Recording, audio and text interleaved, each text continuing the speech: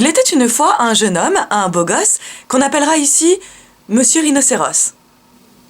Prestataire au service d'un cabinet comptable, Monsieur Rhino décèle des pratiques minables dans la fiscalité de grandes entreprises aux patrons pas franchement trop touchés par la crise.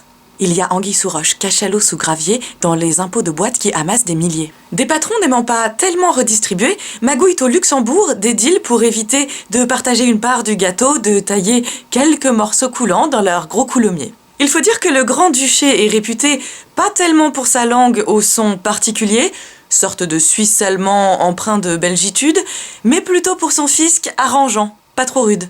Monsieur Rhino a toutes les preuves de ses abus et refusant de mettre son mouchoir dessus, il estime qu'il est de son devoir civique de faire connaître ce carottage historique, qui, s'il est bien légal, n'est que friponnerie et magots amassés sur le dos des pays.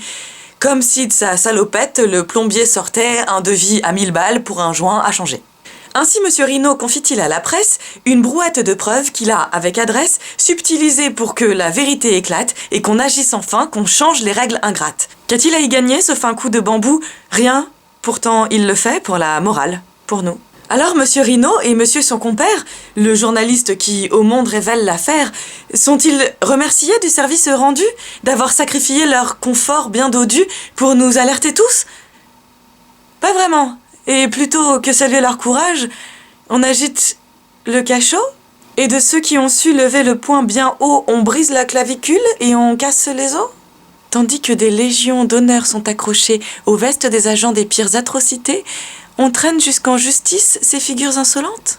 Vos médailles ne sont décidément que fiantes.